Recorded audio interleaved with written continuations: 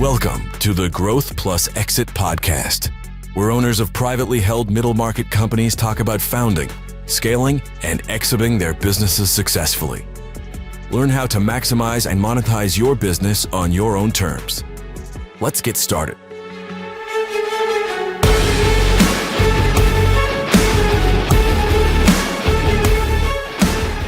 Hello, I'm Heather Bennett, your host for the Growth Plus Exit podcast, the podcast featuring middle market owners and CEOs talking about founding, growing, scaling, and exiting their businesses on their own terms. Past guests include Allison Cummins, founder and CEO of Blue Outcomes, Philip D'Souza, founder of Aurora, and podcast host of Let's Talk About Secure IT, and Scott Markman, the founder and president of Monogram Group. This episode is brought to you by Newport LLC, a team of seasoned executives who help owners of privately held companies grow, de-risk, and exit their businesses successfully. Newport is a winner of the prestigious Inc. magazine Power Partner Awards, a list of elite B2B companies from across the globe. To see the entire list or learn more, go to inc.com/Power Partner Awards. To learn more about Newport, please visit us at newportllc.com or, of course, find us on LinkedIn. Before introducing today's guest, I would like to thank the best-selling author and sales Hall of Famer David J.P. Fisher, for introducing me to my guest. You can find him on LinkedIn. Today's guest is Andy Crestodina. Andy is the co-founder and chief marketing officer of Orbit Media, one of the most well-respected web design and digital strategy firms in the country. Andy is a sought-after keynote speaker and a trusted voice in the worlds of AI, digital marketing, content strategy, and analytics. Andy has spent more than 2 decades helping founders and business leaders understand how to turn their digital presence into a true growth engine. For founders navigating growth, differentiation, and the evolving digital landscape, Andy offers a grounded, practical perspective that's rooted in real-world execution. For the rest of us, Andy is my go-to starting point for new and wonderful ways to use AI and tech to make work extraordinary. Andy, welcome to the show. Thank you for having me, Bennett. I was thrilled to get the invite. Glad to be here. Awesome. So let's get right to it. How did Orbit Media start? I want to hear the origin story directly from you. It's very mundane and kind of silly in hindsight. It was the late 90s, and I was an IT recruiter, and I found it a bit unsatisfying because I didn't get to make stuff. Like, I was helping tech people change jobs, and they were building things. I was building nothing. And I wanted to be creative. I wanted to be able to point at something and say, I did that. And the internet, of course, was an exciting space and still is. And the problem for me was that I did not have any skills or experience or portfolio to get to do what I wanted to do, which was web design. And then it became obvious that I could more easily create a company than find a job. So that's what I did. Or rather, I joined a tiny company that had just started. My friend from high school and roommate from college, Barrett Lombardo, he had already started a firm, and I joined. There was another partner, and it was misalignment. It didn't work out, so that lasted less than a year, and then we just shut that down. And Barrett and I restarted on our own, using the old name we had from our personal projects in the late 90s. And so Orbit Media Studios was reborn as a digital agency focused on websites, and I've been doing it ever since. That's 25 years. Wow. And I think what's interesting about that is the way you started the story, talking about there wasn't a job out there for you, so why not start a company? I kind of feel that is where we're at in the world right now for a lot of people who are starting out with, the lack of entry-level jobs. What do you think you would tell some of those students coming right out of school about the process? And because it is a very real option nowadays. Sure. Yeah. Well, a lot of the anxiety is about labor market disruption because of AI. And my number one recommendation for learning how to live in a world with AI is to talk to AI. It is an incredible career counselor. And I find that a lot of the early career people I meet haven't done this yet. Sit down and have at least a half-hour conversation with your favorite model, AI, LLM, whatever, about your skills, your passion, your position in life, what you want to do, what you don't want to do, the job market, industry, trends, and it can do wonderful things to help you position yourself in this market. And if you tell it that you're open to starting something new, I think that just expands your options. There are a lot of companies that see real risk in adding a FTE, obviously, that the onboarding cost, the risk of it not working out, the total compensation compared to contractor. So you may find that there are some of the recommendations are just to jump in anywhere you can and add value and just slowly create a story that positions you well for whatever's next. As long as you're meeting new people and learning new things, you should be well off. But yeah, if your plan is for, to immediately find a job that turns into a big career in exactly what you studied, that may be frustrating, but it's not that hard, I don't think, to at least, get some experience in some context on some projects. I remember your story, Heather, and how it's worked out so well for you. But yeah, there's a lot of hustle involved, and I think AI can be really helpful in guiding some of that. That's awesome. Good advice. Always good advice from Andy. So let's get back to Orbit Media. What were those first 5-6 years like as you were growing the business? Well, it was a time of intense disruption because this was 2000 and 2001. So we had, I don't need to go into it. You remember every Gen X kid out there knows what happened then. But it was exactly what I just said. It was just a learning experience. It was a chance to get my hands dirty building things and learning things.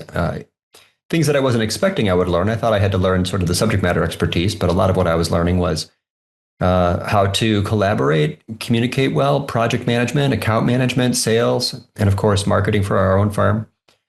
We started as an outsourced partner to agencies that didn't have any of those skills in-house. And because they couldn't do animation or multimedia, which we called it at the time, or web development or web design or apps and game development and CD-ROM stuff, it was early. We found clients that had clients. So we knew that the targeting agency model was successful, but we were broke and we were happy and it was fun. And so I don't think it's necessarily a great idea to try to prioritize maximizing your income early. That's frustrating, right?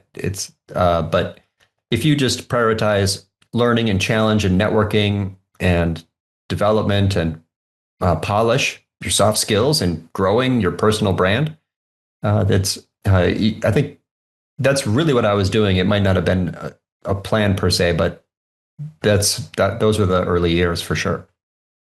Yeah, and that's very common. It's always an interesting financial situation those first few years. Maybe we'll get to that maybe a little bit later. And you talked about networking. We're definitely going to get to that a little bit later. But talk about those first, we'll say the first number of hires.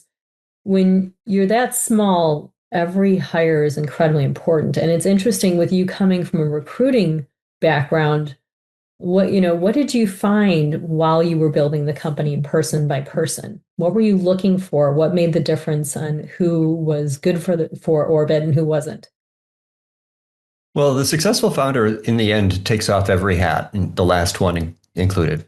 It's common for the last hat that comes off to be like the sales hat, where they're just they're the growth engine and they hold on to that role dearly because when you're prioritizing growth and trying to close deals, it's really hard to delegate that. So the early hires, not surprising, project management, programming and development. We added a partner, that's a long story, who was active in design. And so but it really, I think that there's the front of the house and the back of the house, and that in a lot of firms, it's easier to hire for the back of the house because you see it as lower risk. Front of the house people, you have to trust them to own relationships and be client facing people. But you have to have strong processes that these people can work within. So knowing your approach to account management, your approach to sales, your project management process, you really are easily able to delegate those things until those are at least somewhat documented so that you can set standards and you can know if it worked or not. And staying close to it at first until you have trust. Later, you end up growing to the point where you hire managers of those people, and that's the next level. And then you have directors for those managers, which is the next level.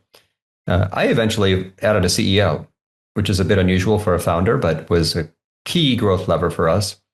It wasn't until that day that we had a sales team. And you just hopefully evolve until you focus on the things that really only you could do or they're very difficult to delegate. And that's the stage I'm at now, where it's like the content marketing and the giving presentations at events and doing shows like this, Heather. So I'm mostly in like a marketing, content, organic lead gen, thought leadership, writing, teaching, speaking, PR, outward comms sort of role now, which I enjoy. You always have to, if you get some energy from the job you're doing, the hat you haven't yet taken off. But that too is something that you have to let go of in the end. Businesses are not nearly as valuable until they operate without heavy involvement from the founders. I would agree with that. And that's a very difficult step. You do have a very unique situation. Not a lot of founders hire a CEO. And what were the deciding factors on who would be a good fellow C-suite member for you? And what were you looking for? Like, what do you think helped you choose the right person in terms of their skills and abilities that you either didn't want to do or didn't necessarily have a strength in? It's a fun question because it's the same answer as the earlier question about networking into a job from the other direction. So Todd was a client and knew us from that perspective.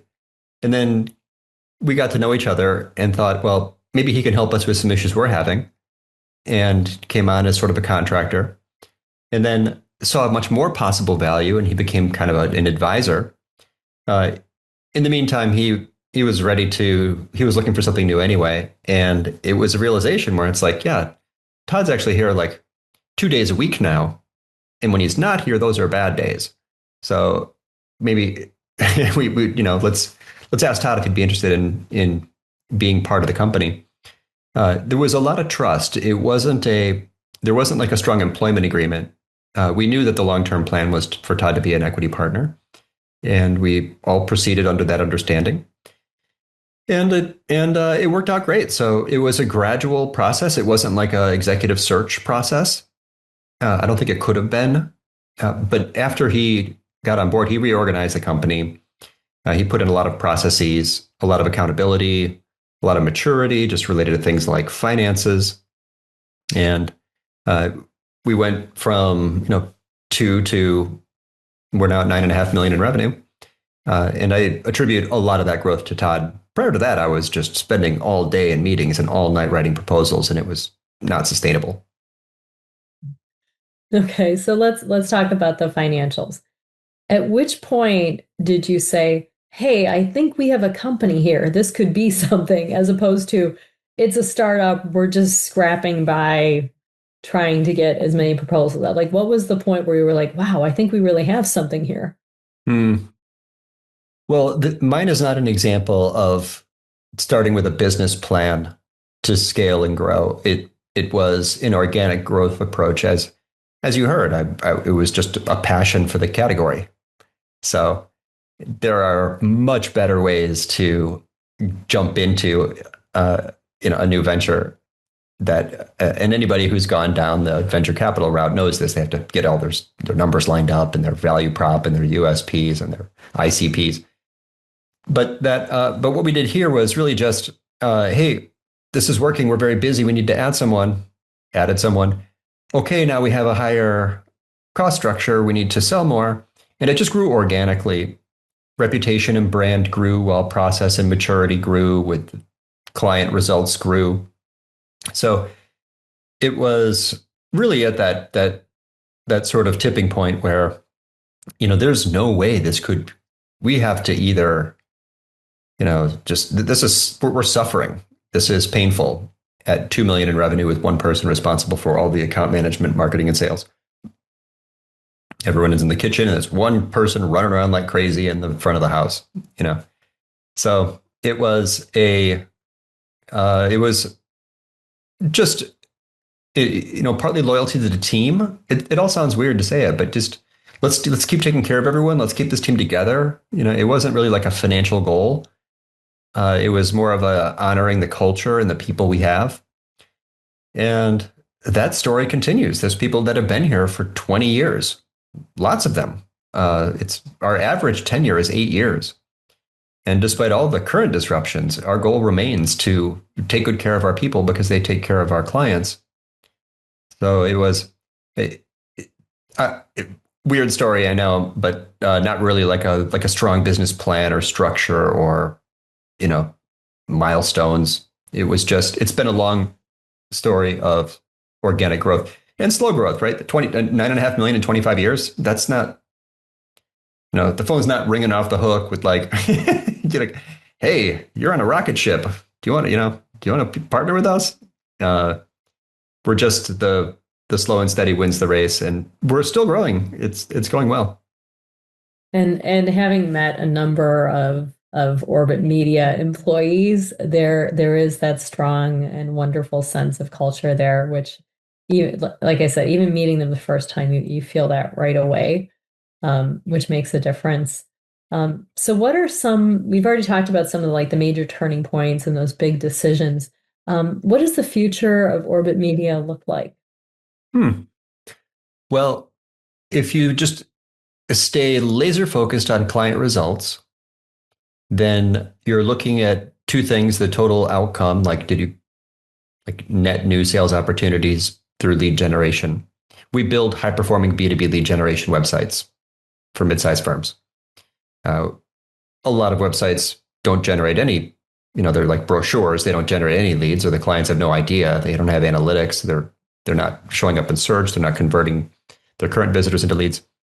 So the obsession with that drives us more toward using modern tools.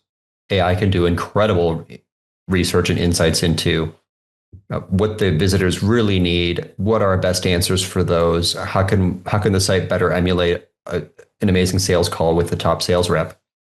It's kind of the huge part of the job. And how can we help clients become visible and in fact get recommended by AI?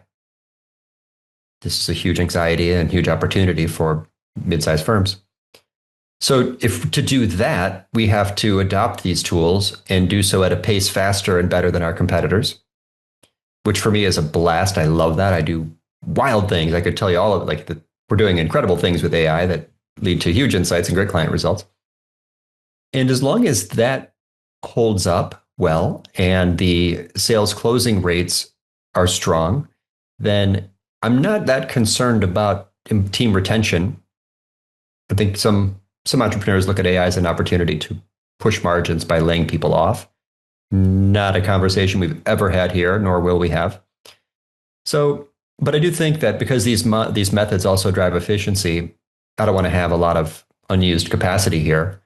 So we're going to grow the top line by growing the bottom line for clients, and thereby keep the team fully utilized, even if the way that we do things shrinks, the first 3 weeks of a project into 1 week, which is actually starting to happen. That's amazing. It's especially when you have a standard product or service that you offer, and you've done the same for years and years. Being able to shorten that time to give value to clients is, I think, very exciting. So let's talk about, I do want to get into talking about AI, but first, what are some of your proudest moments as the CMO of orbit, or maybe for since you are such a well-known keynote speaker in that realm?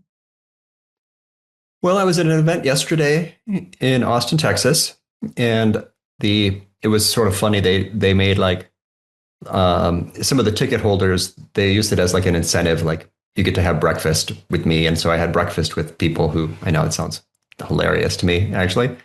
You and I hang out all the time, and some people like make it a thing. Um, People sometimes say to me, Andy, when you publish, we have a meeting about your article. Or, Andy, your articles became a huge part of our training for our team. Or, Andy, the book you wrote is required reading. I had to read it as part of my onboarding. Those are moments when I know that I'm adding some value to the world, and it's truly, I do feel honored when I get that feedback. But also, really, the thing I'm most proud of is just that our average team tenure is 8 years, like I said, and that there's people who, just to watch the growth of, I could name them, it's not necessary, but the people who started with us like 20 plus years ago, and now they have kids, and they were kids. I almost feel like we were all kids back then. And to see the professional and personal growth of the Orbiteers is the one thing that is by far the greatest outcome of this business, I think. I love hearing that. Like I said, the culture is very strong and a real something that most, I think, business owners should aspire to have, that type of relationship with the people who work for them. And since you mentioned it, you are making a huge impact.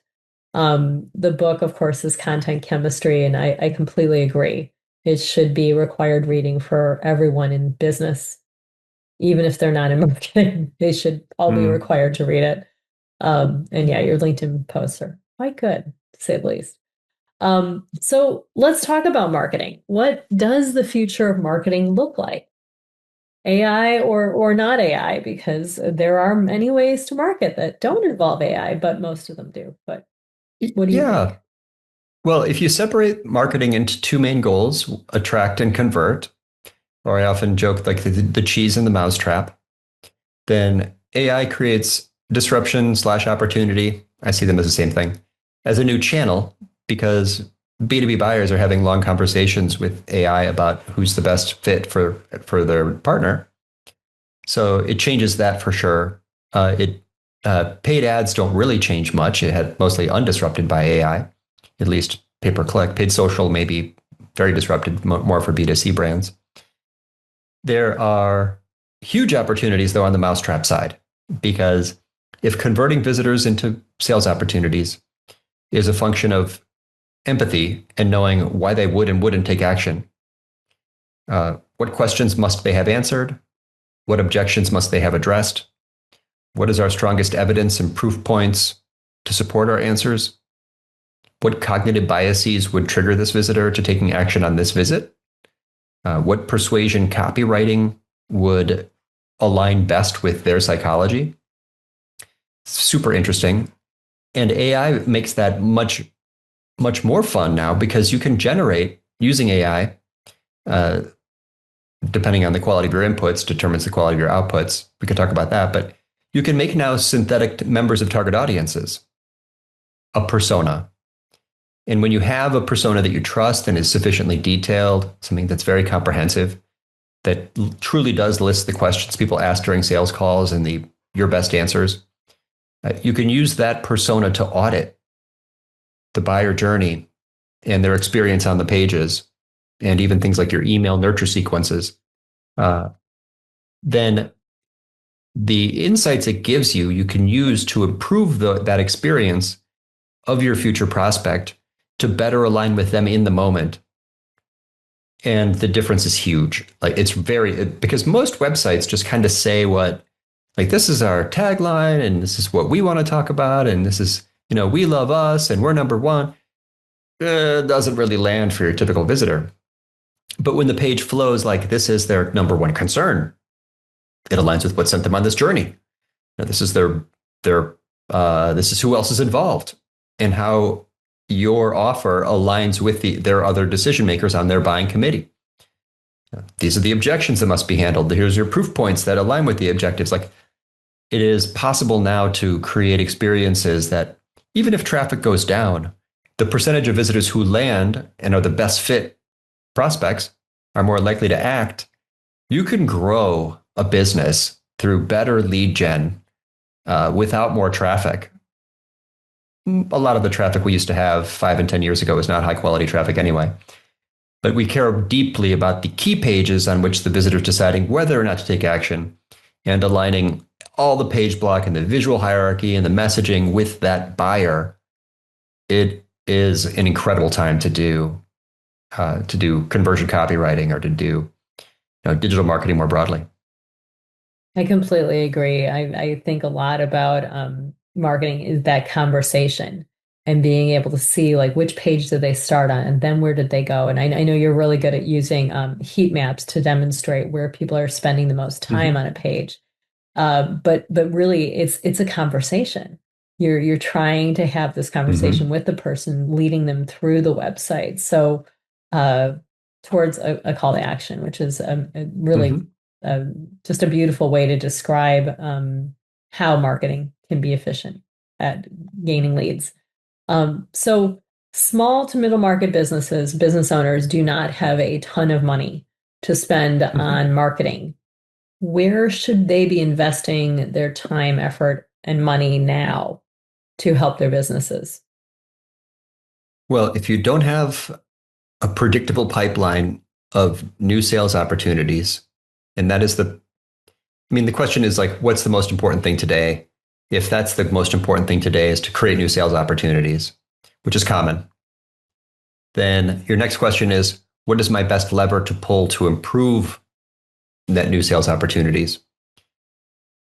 I have a bias here because we're totally focused on web. There's other channels for growing businesses, but web is kind of special because probably right now, as you speak, as each listener listens to this conversation, there are people, potential prospects, sitting on their homepage right now, sitting on their key service pages right now, and scanning for their answer and not finding it. So if all the things you can do let's just take in digital for sure, right? Take out all the other offline networking, brand building, many other things. But for that visitor that's on your page today, to what extent does that page satisfy their information needs, align with their fears and hopes and concerns, present you as a differentiated, strong option? My friend Talia Wolf said this recently. Trust is the perceived likelihood that making this decision won't embarrass you. They're afraid. Your visitor is afraid of making the wrong choice and looking bad to their peers, right? That's the prime mover for humanity. That's why people make decisions in life mostly, right? Esteem. There's lots of research on this. So the page needs to do quite a bit of heavy lifting to bring them past that level of confidence where they'll click a call to action. There's 1,000 little tricks. Most calls to action are terrible, and the verb it uses is just generic and vague. They don't trigger urgency. They don't use loss aversion. They don't highlight the cost of not making a decision. There's a million things, but that's absolutely where I would start because there's people on those pages right now.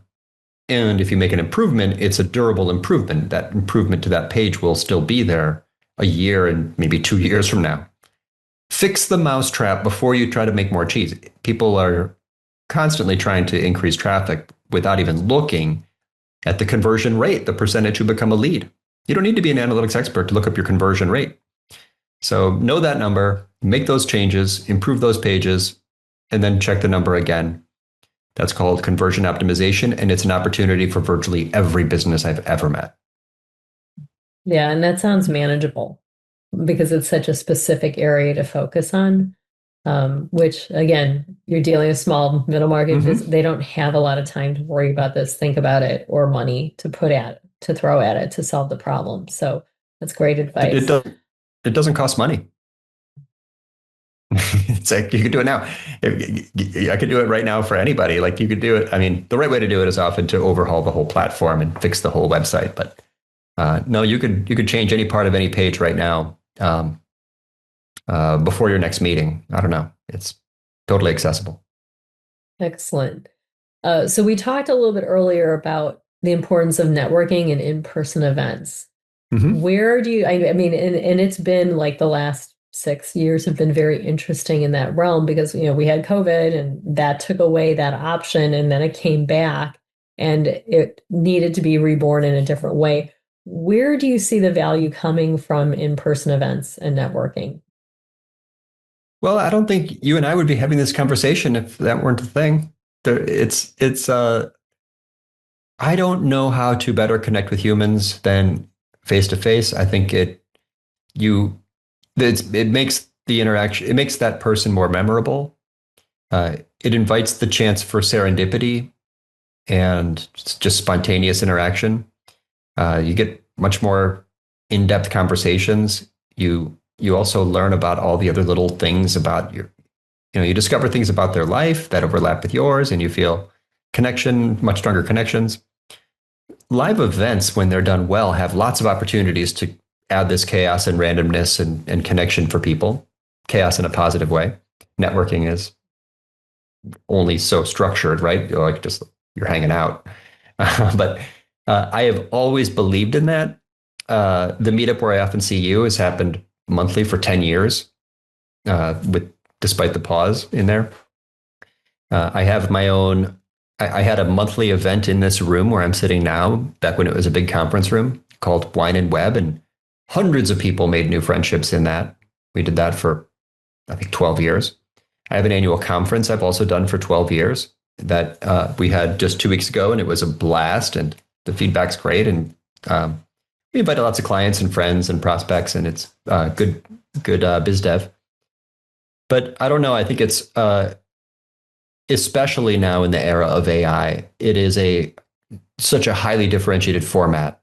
I think it should be part of almost any serious B2B brand with a prospect making a high consideration decision. Like it's a big choice, multiple decision makers, long sales cycle. Get something in there, a happy hour, a meetup, a mini conference, an in-person mastermind group, something like that. I think I have people know this. You can meet me every week at 4 o'clock at the tasting room up the block. So that to me will always be special, and it really benefits people over the long run. They just get short, sharp messages. They get better at communicating. And they have lifetime friendships. Exactly. So valuable. So valuable. And since you do speak at a lot of events and run a lot of events, very successfully, what makes a live event successful? Because you and I both go to a lot of events and conferences throughout the year. Some of them are well done, and some of them not so much. So, what do you think are some of the key ways that event planners or people, business owners who are planning these events can make them successful?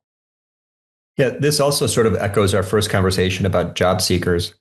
If you're running an event, you don't want to take risks on the quality of your presenters. Therefore, you're going to prioritize people that you know to be good speakers. You saw them speak. They've been doing this a long time. They know their topic. So speakers struggle to break in because people like us who organize these things are trying to curate a fantastic day or set of days. And you can do that more reliably if you know that these are the pros. Like, I'm honored to say I'm friends with some of the greatest speakers in digital, like really amazing style and substance. And so that's your job, first of all. I don't really worry about them having a name or being known to my audience because, some people try to book speakers that they think will attract, sell tickets for them. The people who do that very well get paid well, and they're expensive. Also, some events I think fall down because they look for brands and they want to get anybody from that big brand. I just want that logo on the event page. But those it's like a sponsor speaker. They just aren't necessarily good teachers. So past that, okay, you've got your set of, these are probably the people that I would love to have join and present and teach. Then you have to program it such that the style and substance is balanced, where the people who are sort of inspirational and keynote are at the beginning and end, and that the people who are maybe more tactical and practical are, spaced out properly in the middle. Lots of time in between for people to network and make new friends. There, past that, I think that the single channel event, the single track event is winning. You just have one day, one room, one group. Everyone's always together instead of breakouts. It's not until you get to like a 500 person event where you need to do lots of, maybe consider breakouts. But yeah, it's kind of expensive if you do a bigger event. People will complain about food if it's not good. A lot of event venues are uncharming, which is a downside. Swag, do you do swag or not? But I think that there's a simple version of a live event that's a 1 day, 1 track event. That's what we do. That can be very successful without a lot of fancy planning or big budgets. It's working for us. I would agree. That's interesting to see that trend occur. I'm seeing a lot more of those, like 1 day or 1 afternoon type events, bookended by networking lunches and happy hours and whatnot, which is good. So, I would love to hear about who your mentors are and what the best advice you've gotten from them. Wow. Well, in the subject matter areas, there are people that I've met that I have learned so much from. I just can't stop thinking about the things that they've shared over the years. I'll give you an example. I'm a content marketer. Joe Polizzi, the founder of the Content Marketing Institute, said many years ago, you should just focus on 2 channels. Don't try to do everything. Do two formats, 2 channels, and just don't get distracted. Try to be one of the best in those formats. So for me, that's articles like this LinkedIn newsletter. It's also on our blog, and presentations. So I just talked to someone who said, we love your videos. And I don't really do that. I'm not that serious about making videos. But that's nice. You love them. I have 2 formats and I'm sticking with those. So Joe is kind of a mentor to me. That's one of 11 things I've learned from Joe. John Jantz, I saw yesterday. He was also the closing keynote at my conference. He's Duct Tape Marketing. That man has built the business he wants. Like, he works with his daughters. He does a lot of fly fishing, catches a lot of baseball games, 30 plus years. He has, he's just always been aligned with his values and his vision for his life. It wasn't growth for its own sake or exits. In John's new model is when he sells marketing services to a brand, he starts by talking to the founders of that brand to see if they'll block the work from being great or driving outcomes. Like, John, that's brilliant. Like, you're going right at it. What's the saying? For every 1,000 people swatting at leaves, 1 is striking at the root. John doesn't want to deal with a brand that has founders that aren't aligned. John, that's crazy. That's amazing. I love you right now. So it's these people. I don't know. A lot of people don't know them, but they think differently. Stop doing stuff, Joe would say, or go deeper, John would say. And then past that, there's just lots of other people, clients. Really anyone I meet is a potential teacher, and I learn stuff every day. It's awesome. What are a few of the daily or weekly rituals that you have that you think have helped you be so successful with Orbit? Well, Heather, you and I both have kids, so I wake up early. I prioritize that. I will never shortchange time with them. So my daily schedule is in a weird place right now because I will sacrifice sleep to be 100% work and 100% with the kids. I guess that adds up to 200%. Sounds weird, but I don't know. It wasn't until they were like 7 or 8 years old that they ever even saw me working. It's like, if I'm home, it's like pillow fights and reading. So I wake up early in the morning. I often stay up late at night. On weekends, I'm very dedicated to creating the next article. I don't mostly do my content during the weekday. So those are rituals. I really think that it comes down to creating habits, because that makes the required willpower for activity much lower. So I just will always, Saturday mornings, I'm doing AI research. I have for years. That's usually 2.5 hours. And I practice staying in deep work mode, if you've read that book. And I've gotten to where I can do like up to 4 hours almost without losing focus. Also relevant, what I don't use Instagram or TikTok or Facebook. I've deleted those. I encourage everyone to delete those. They're distractions. Make your phone as boring as possible. The more boring your phone, the more productive you'll be. And then just whatever you're working on, just make sure that it aligns well with your strategic goals for that quarter. Like, what are you trying to do here? It's not like these are the things I need to do. It's like, these are the things I need to do, because these are the ones that will that align best with the levers that take us to the solve our biggest problems or get to the next the next stage in the business. That's excellent. Great perspective, as always. I have one last question.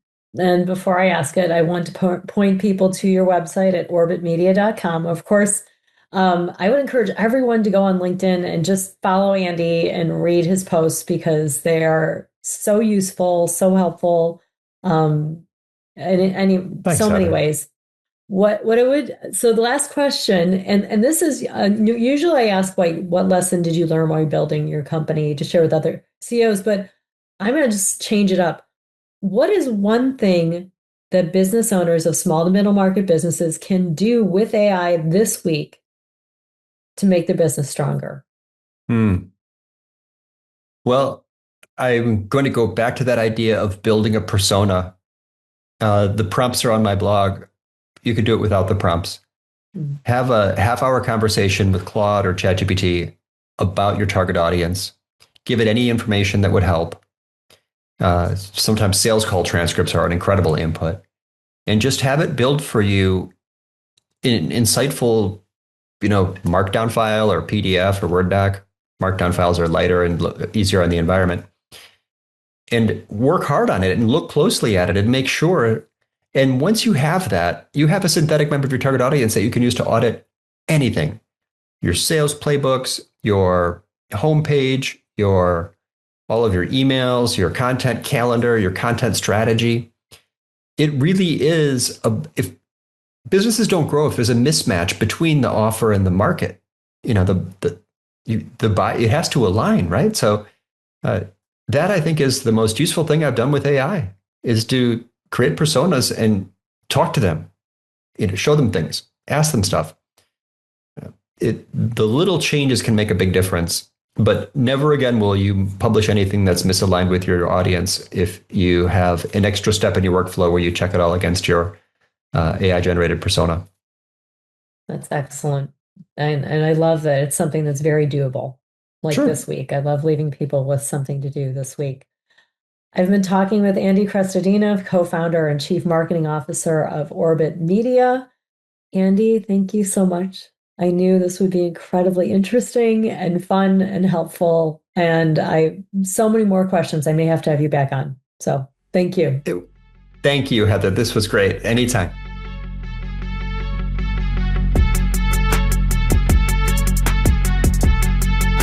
Thank you for listening to the Growth Plus Exit podcast, sponsored by Newport, a unique national business advisory firm. If you enjoyed this show, be sure to share, like, and subscribe for future episodes.